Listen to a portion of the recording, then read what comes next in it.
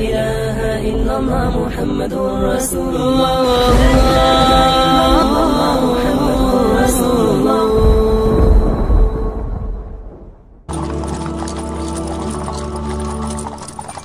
در روز دوشنبه 12 ربیع الاول در سال 570 میلادی در روی زمین یک حادثه بزرگی رخ داد.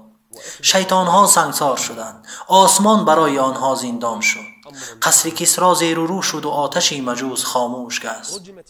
حسان بن ثابت میگوید هنگامی که در مدینه بودیم که آن را پیش یثریب میگفتند، من کودکی خردسالی بودم، با کودکان بازی میکردم، لکن در یاد دارم که یک یهودی ندا میکرد ای جماعه یهودیان، ای جماعه یهودیان. یهودیان در گرد او جمع شدند، با او گفتند چی خبر است؟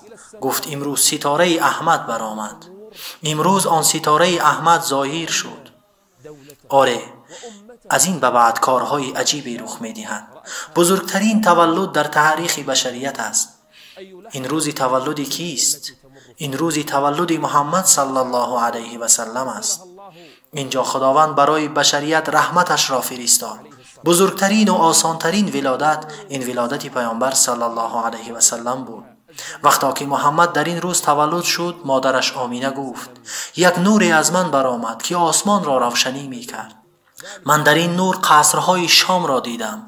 این گواهی از آن بود که دولت او، امت او تا زمینهای شام رفته می رسد.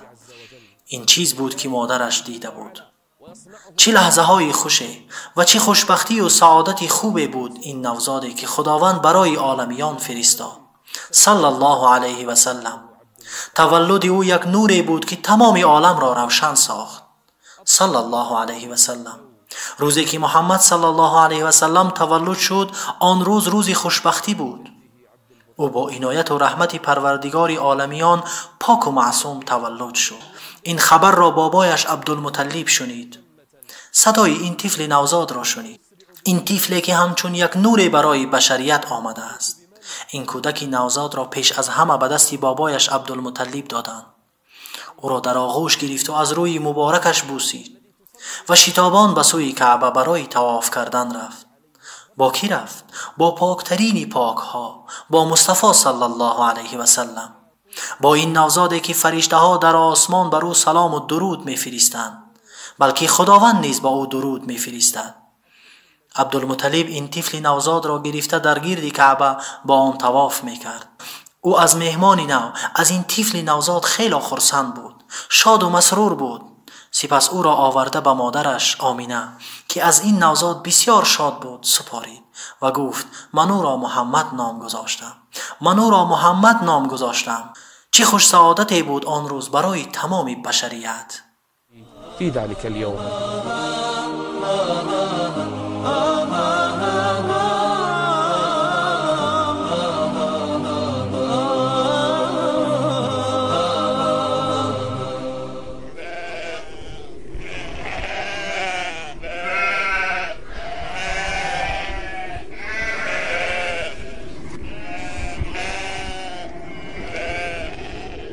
بدأ البحث.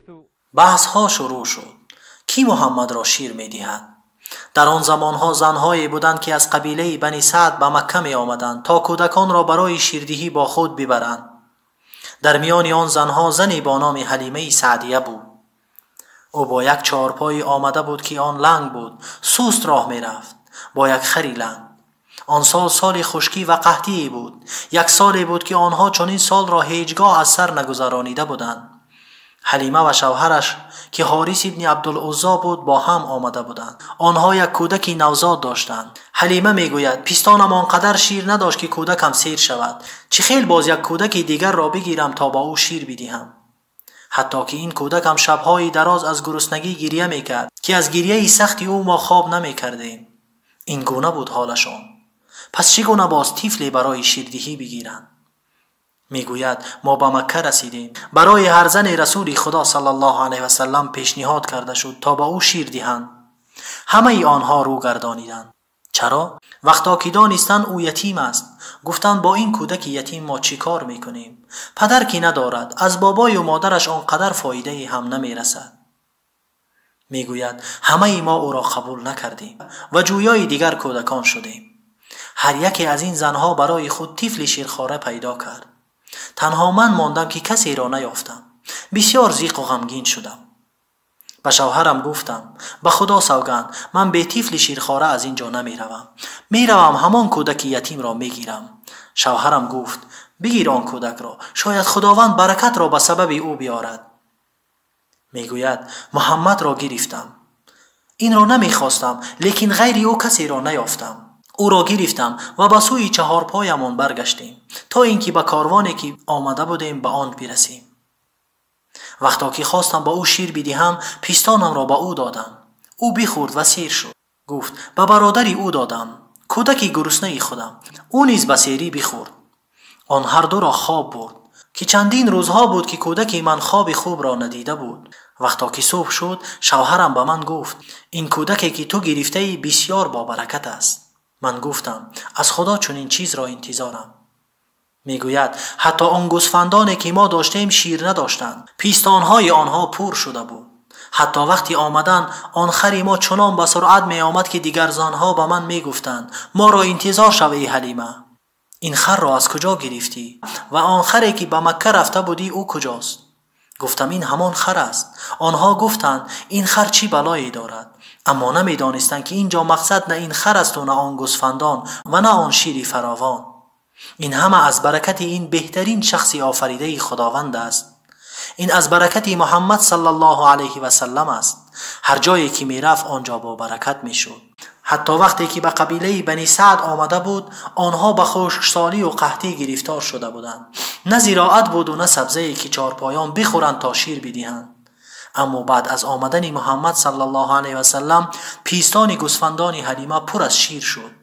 حلیمه میگوید من آنها را می دوشیدم و از آن می نوشیدیم و به کودکانمان می دادم. باز هم از آن شیر باقی می ماند. اما گوسفندانی همسایه باشد گرسنه بودند. آنها به کودکانشان می گفتند تا گوسفندانشان را به مکانی که کودکانی من آنجا نگاه و بین می کنند آنجا ببرند. اما وقتی که بر می گشتند گوسفندانی من همگی سیر بودند، اما گوسفندانی آنها گرسنه.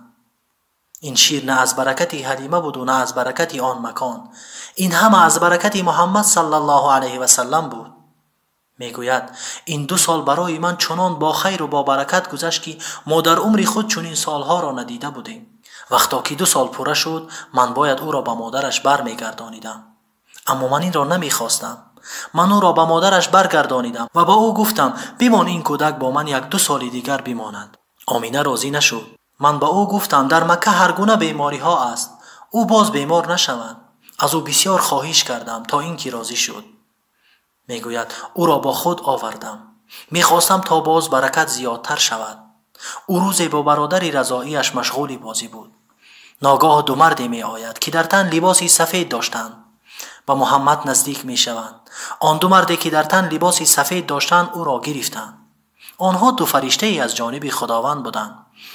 او را به زمین خوابانیدند، سپس سینه اش را شکافته دلش را برآوردند و در تغاره با آب آن را شسته، سپس باز در سینه اش گذاشتند که سینه اش دوباره صحت شد. برادرش از این ترسیده زود برای خبر کردن به نزد حلیمه می دود. حلیمه می گوید وقتا که به او نزدیک شدیم دیدم که رنگ و رویش پریده است. او را به آغوش گرفتم و با خود به خانه آوردم و از این به بعد برای او دائم در ترس و هراس بودم.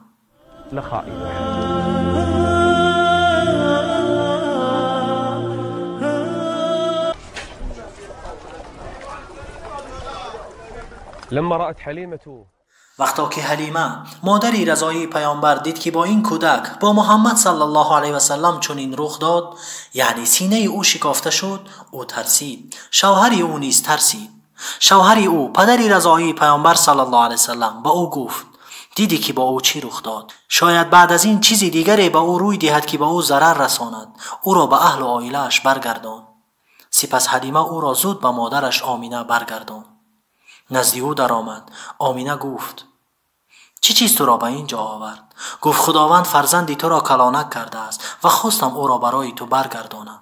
می ترسم با او یگان واقعه روی ندهد. برای همین او را به تو برگردانیدم.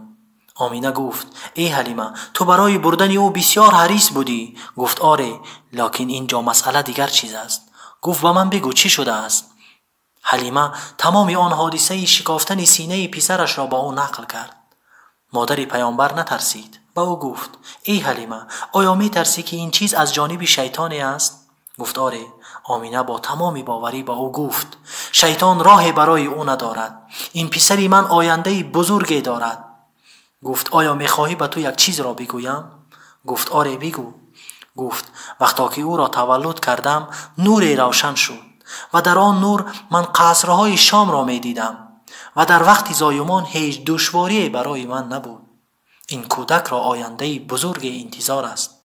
پیامبر ما بعد از این در آغوش پرمهری مادرش بزرگ می شد تا اینکه به سن 6 سالگی رسید. 6 سنين.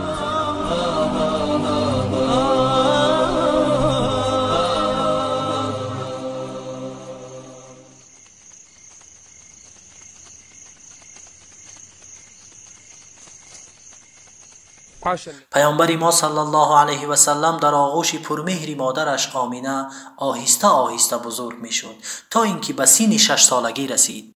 مادرش خواست تا او را به سفری برد. او را به نزد تقاهایش از بنی عدی ابن نجار که در مدینه بودند به نزد آنها برد. همراه با مادرش از مکه به سوی مدینه سفر کرد. آن هنگام 6 ساله بود. چقدر کودکی دوستروی و زیبا بود. به نزد تقاهایش رفته بود تا آنجا با آنها شناسایی پیدا کند. نزد آنها خیلی شاد و مسرور بود. بعد از مدت مادرش خواست تا دوم باره به مکه برگردند. در راه به منطقه با نام ابوا رسیدند. مادرش آنجا بیمار و بیمدار شد و پس از چند مدت خداوند جان او را گرفت. او کودکی خردسال بود لکن با عقل بود. پدری خود را ندیده بود. پدرش پیش از تولد او وفات کرده بود. اما مرگ مادرش باشد او را غمگین کرد. او مادرش را زمانی از دست داد که 6 سالگی را پر نکرده بود. مادرش در پیش چشمانش وفات کرد. مادرش در منطقه ابوا گرانیده شد. اکنون او در این دنیا کی را دارد؟ پدرش پیش از تولد شدنش دنیا را ترک کرده. مادرش باشد در حال دنیا را ترک کرد که او کودکی بود که 6 سال عمر داشت. چی مصیبتی شد برای این کودک؟ پدر و مادرش را در این سن و سال از دست داده. ای خدا، چی احساسی دارد در این سن و سالی که پدر و مادرش را از دست داده؟ آره، خداوند او را نگاه و بین می کند. خداوند او را محافظت می کند. اما این بسیار دردناک است. این مصیبت بزرگ است. مادرش را از دست داده. ای الله، این چی مصیبتی است که در دل این کودک خیمه زده؟ سپس محمد خردسال را که پدر و مادر خود را از دست داده بود به مکه بازگردانیدند.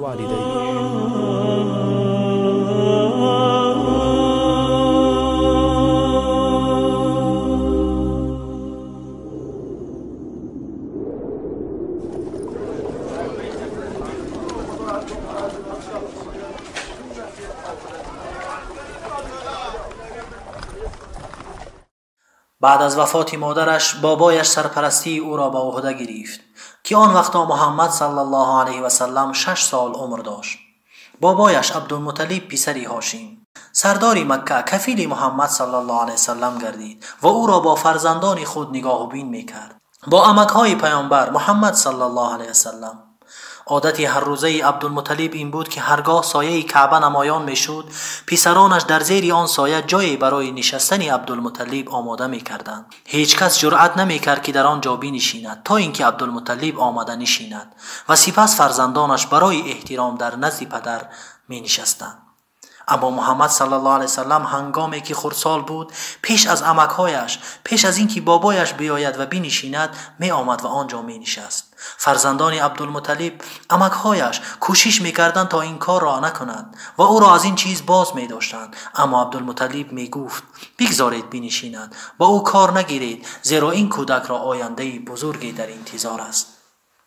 او محمد را که 6 سال عمر داشت، کودکی خردسال بود، در نزد خود میشیناند و سری او را دستمال میکرد. عبدالمطلب او را چنین نگاه و بینی میکرد و او را خیلی دوست میداشت. اما این کار دیر دوام نکرد. او تنها 2 سال در زیر پرستاری بابایش بود. وقتا که به سن 8 سالگی رسید، خداوند عبدالمطلب را نیز میرانید. او را مرگ بابایش غمگین ساخت. پدر را ندیده بود، مادرش را از دست داد، اکنون بابایش عبدالمطلب را نیز از دست داد. سرپرستی او را عمکش ابوطالب به عهده گرفت. نگاه و بینی چاه زمزم در اختیار عبدالمطلب بود. وقتا که او وفات کرد، نگاه و بینی زمزم به پسرش عباس ماند و تا امروز نگاه و بینی و سرداری زمزم در فرزندان عباس است. پیامبر صلی الله علیه و سلم زیر سرپرستی و نگاه و بینی عمکش ابو طالب بود تا اینکه جوانی بزرگی گشت.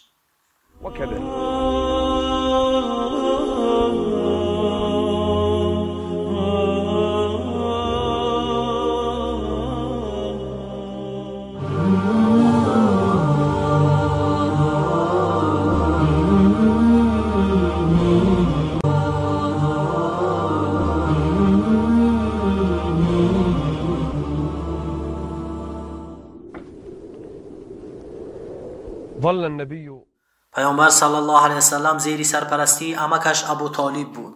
عمکش او را از فرزندانش دیده خیلی دوست می داشت. او را از سن خردسالیش برای تجارت تربیت می کرد. وقتا که عمکش خواست برای تجارت به سوی شام سفر کند، محمد صلی الله علیه وسلم را همراه خود گرفت که آن زمانها پیامبر صلی الله علیه وسلم 12 ساله بود. کاروان به سوی شام سفر کرد و در راه به منطقه با نام بصرا در شام رسید.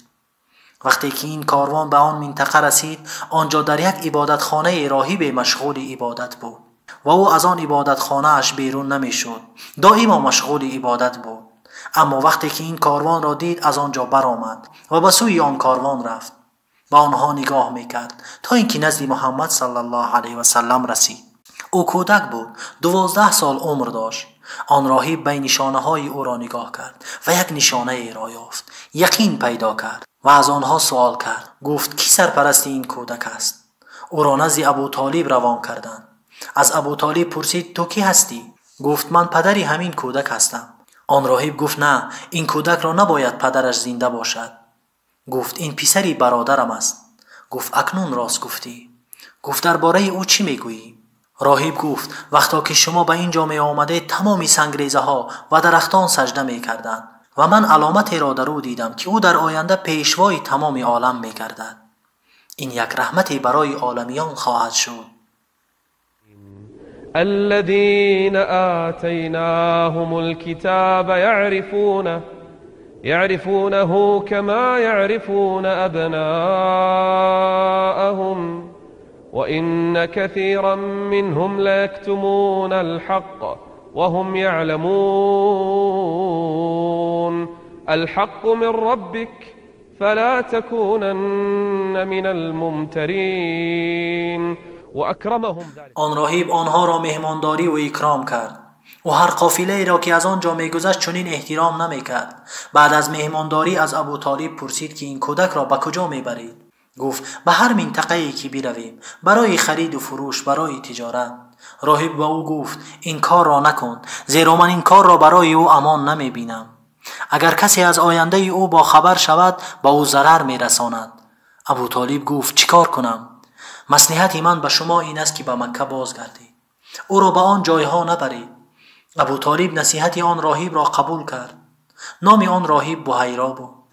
سپس او را با چند مردی از کاروانیان برای محافظت کردنش ساق و سلامت به مکه روان کرد تا با او ضرری نرسد. همین طور محمد صلی الله علیه و سلم بزرگ می شد و نشانه های پیامبری کم کم برای مردم آشکار و روشن می شد. من اقرانه.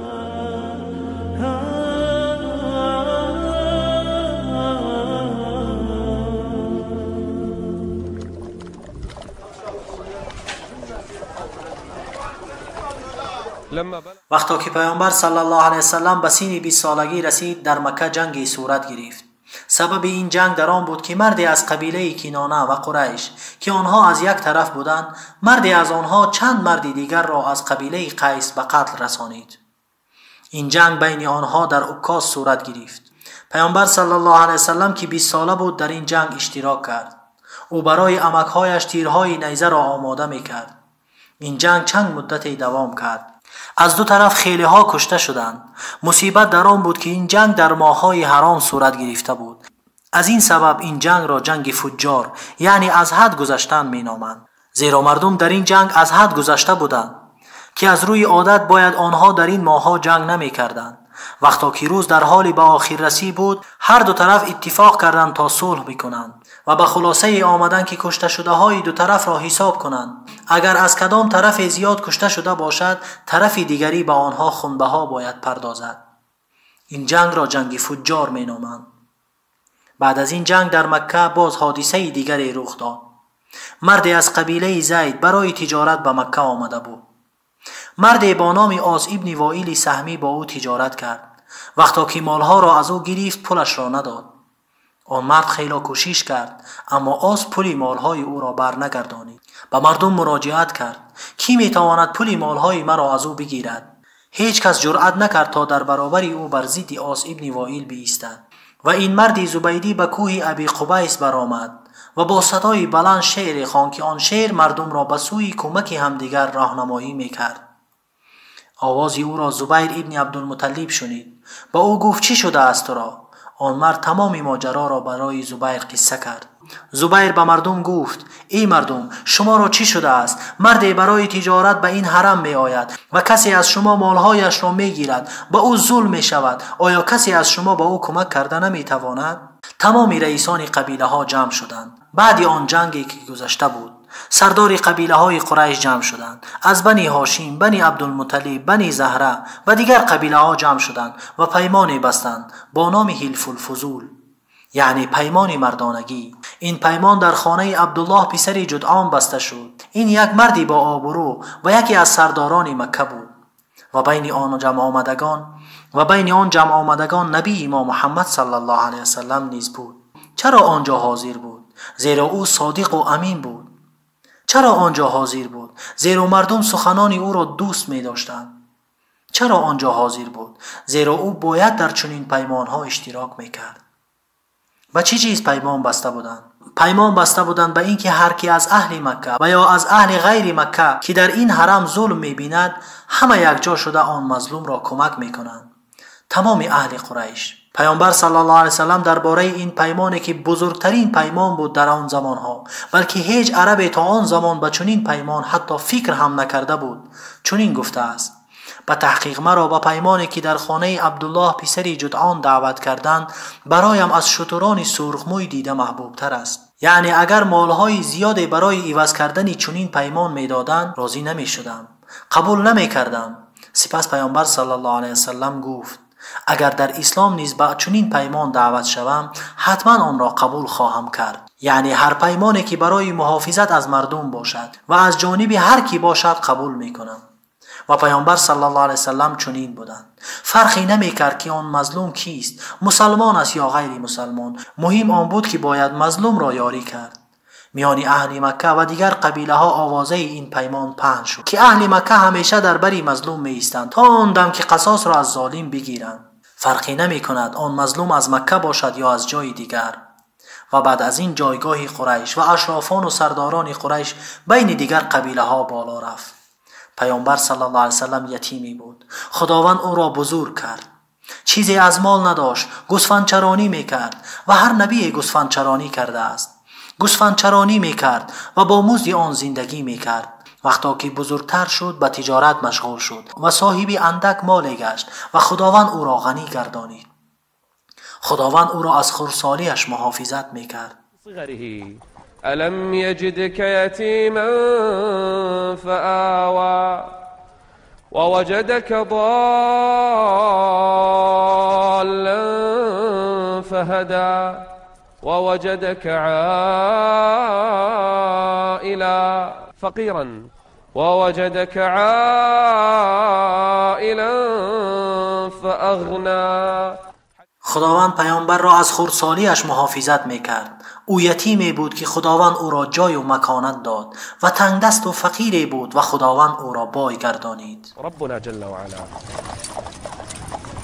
كالنور في جنح الظلام.